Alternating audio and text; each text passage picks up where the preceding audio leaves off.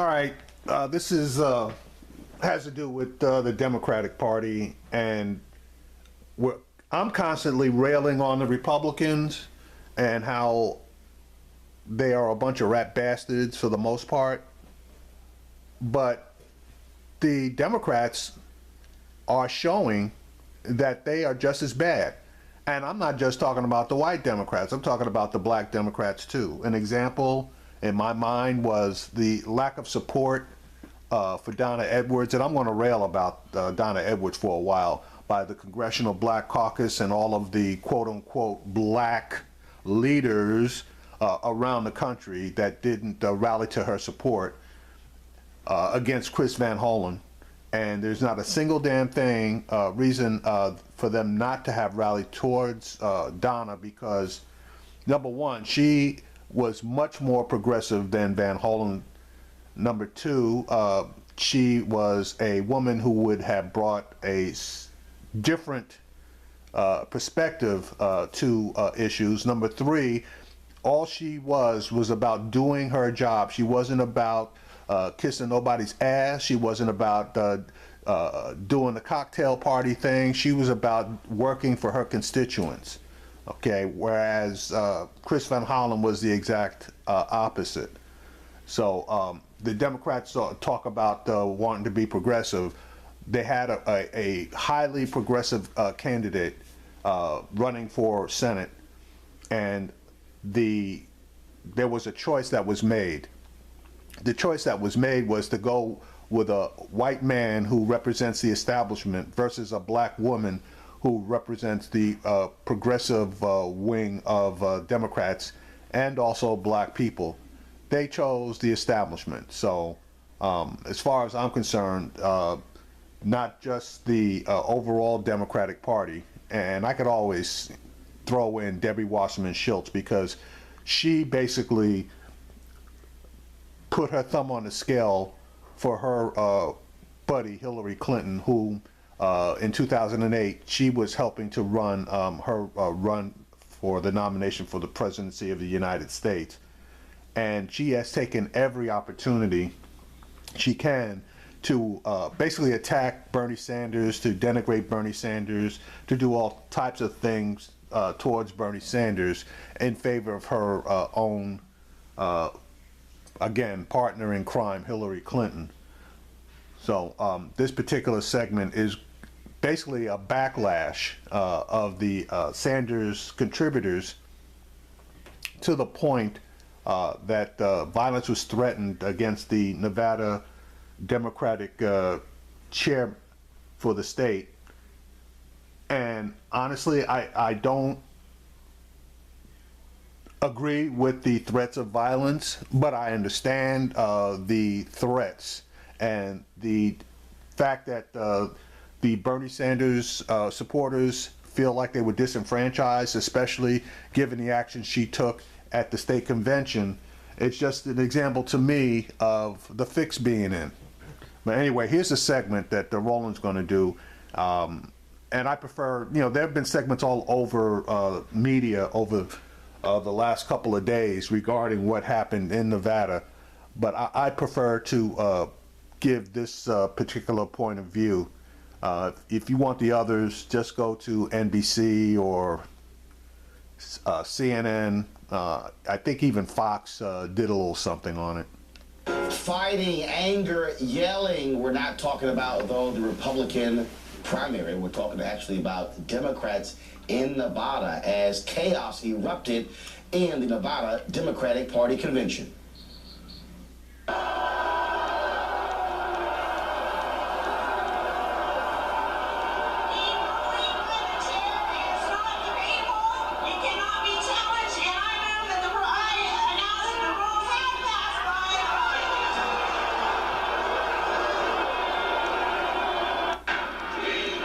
Supporters of Senator Bernie Sanders denounced the Nevada convention and called the results illegitimate. The angry crowd directed their rage and anger at Nevada Democratic Chairwoman Roberta Lang after she passed new rules by voice vote without a clear majority and while many delegates were still in line. As a result, more than 60 of Sanders' delegates were deemed ineligible. A motion was made to recount the delegates, but Lang abruptly ended the meeting. Several of Sanders' supporters leaked Lang's cell phone number, leading to more than 1,000 calls and text messages and even some death threats.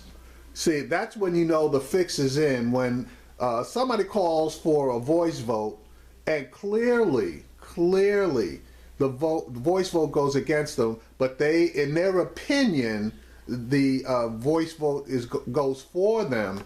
And then when an actual head count is called for and they don't allow a head count to be taken, you know the goddamn fix is in.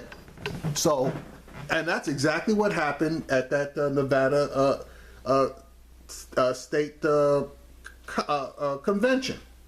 So she knew what the hell she was doing, and the Bernie Sanders people weren't going for it, and this is their reaction.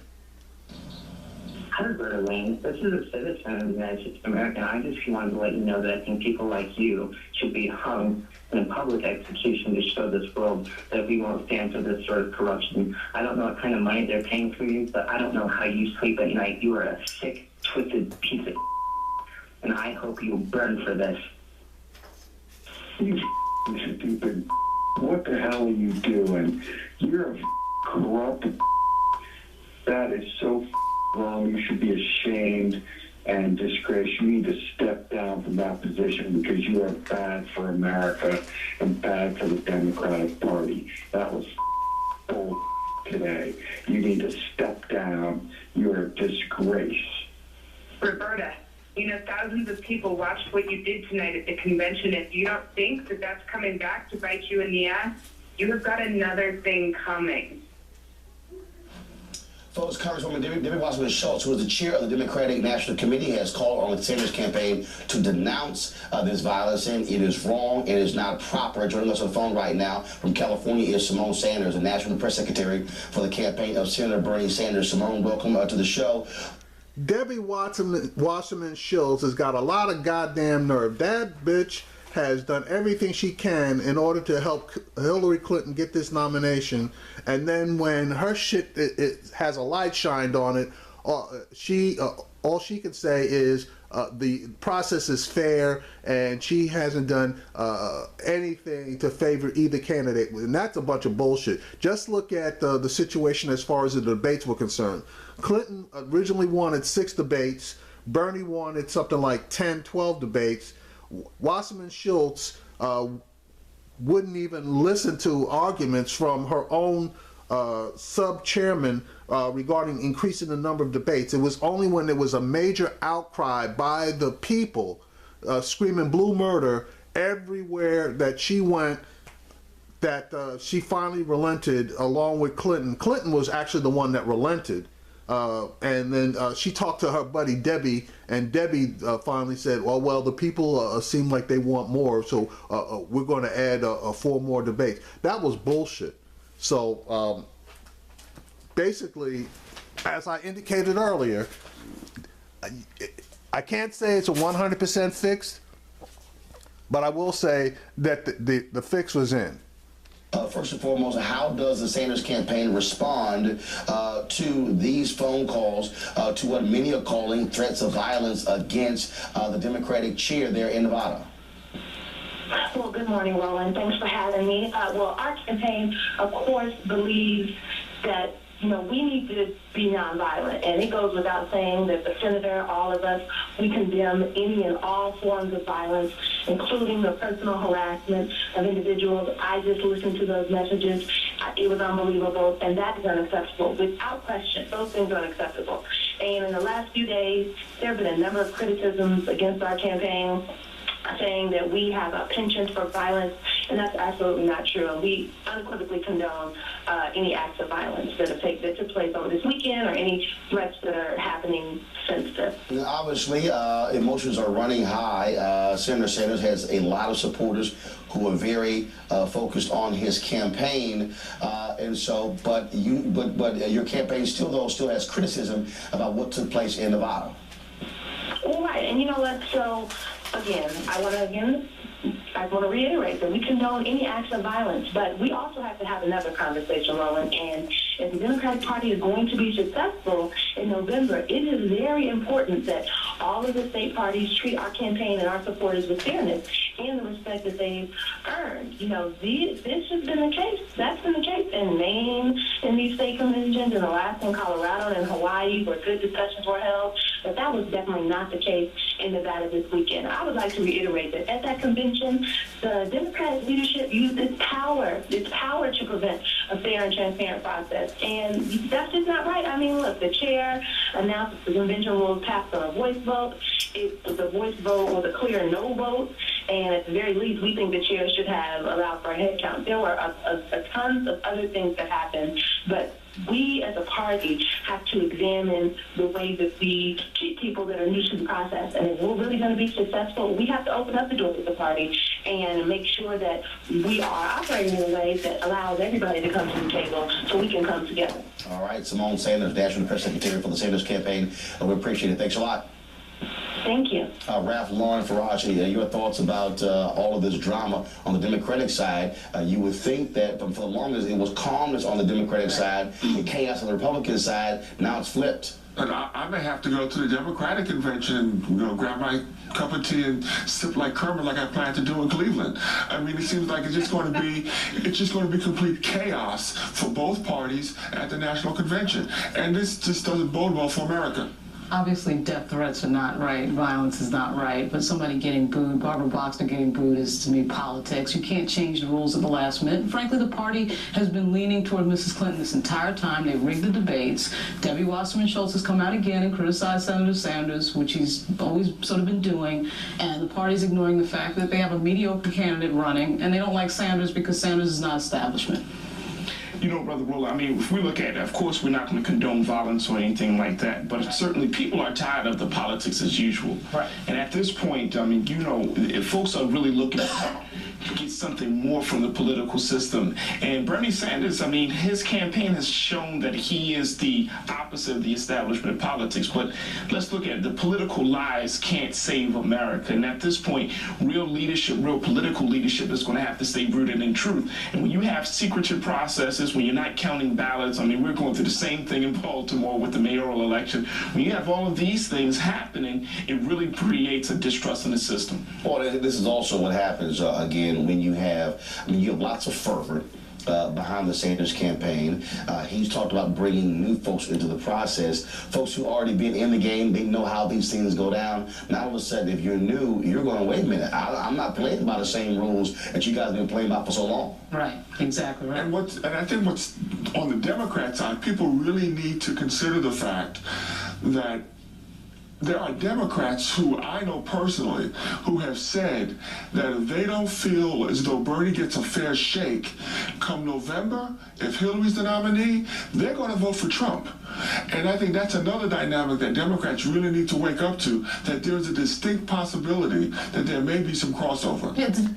And there are, I've heard it myself, there are a lot of people that just feel like Hillary Clinton is such a liar and a cheater that even though they can't stand Trump, and I'm one of them, okay, that they would be willing for Trump. Now, I'm not going to go that far and say I would vote for Trump, but I tell you what, if that third party, which is, I guess, the Libertarian Party, if they happen to get a candidate up there running, I'm damn sure going to consider voting for him, and I probably will vote for him because I can't vote for Trump, and I refuse to vote for Clinton.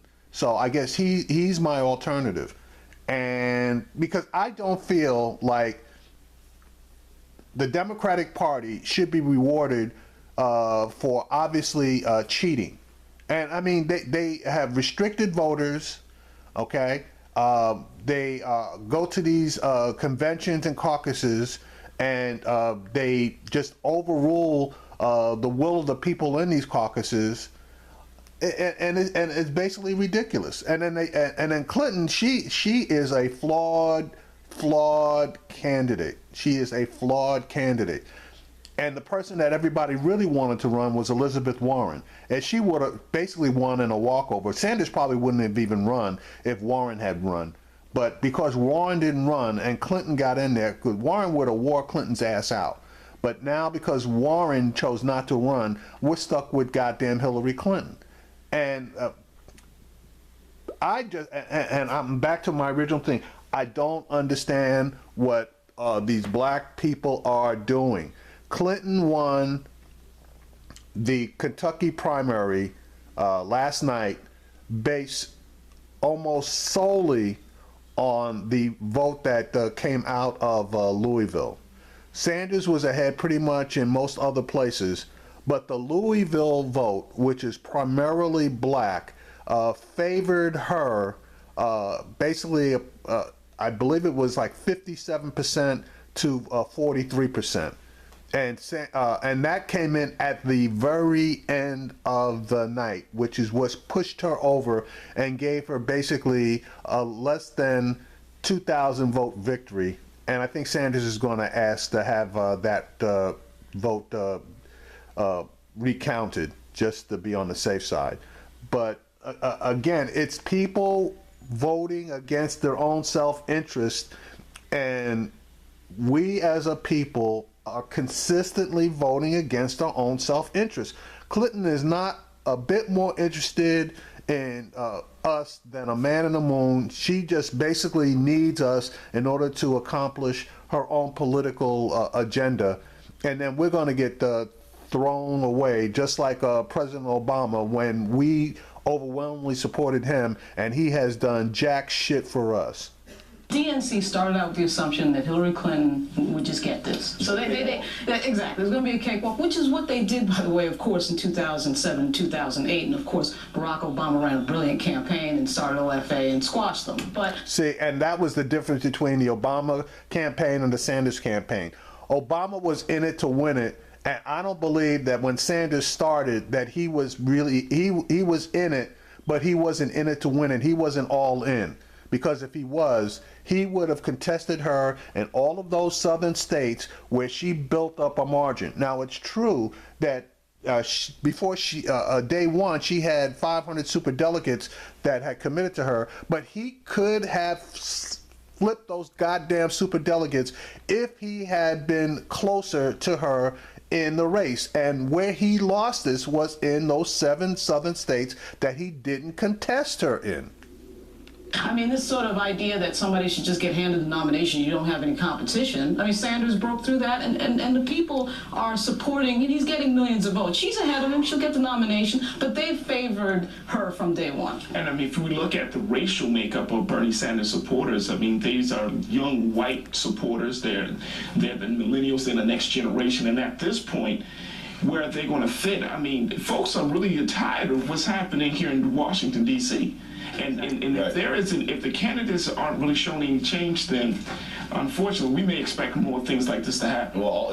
If those millennials say fuck Hillary Clinton and decide that they're going to vote libertarian if they can't stomach Trump, she loses. And there's no ifs, ands, or buts about it. She will lose. We'll hear this here. If you're supporting Sanders, I don't see how somebody's going to cross over and support Trump. I mean, they might not like Secretary Hillary Clinton, but I don't see. Well, sorry, Roland, but there are a number of people who don't, who support Sanders, who just will refuse to vote for Clinton. So they may, in fact, vote for Trump. And I hate to admit it. More so than anything else, they probably were going to go libertarian. But there are going to be some that go from Sanders to Trump. So you can laugh about it all you want. I don't know what y'all passing around. I don't know if there was some puff, passes going on. I'm just saying. DC, not Seattle, Washington. No, y'all weed in DC too now. Come on. That was passed law. All right, y'all, coming up next, we'll break down the section. All right. So anyway, that basically covers that. But Democratic Party is just as corrupt as the Republican Party, and the only difference is the Republican Party does theirs in the daylight and the Democratic Party is doing theirs in the dark.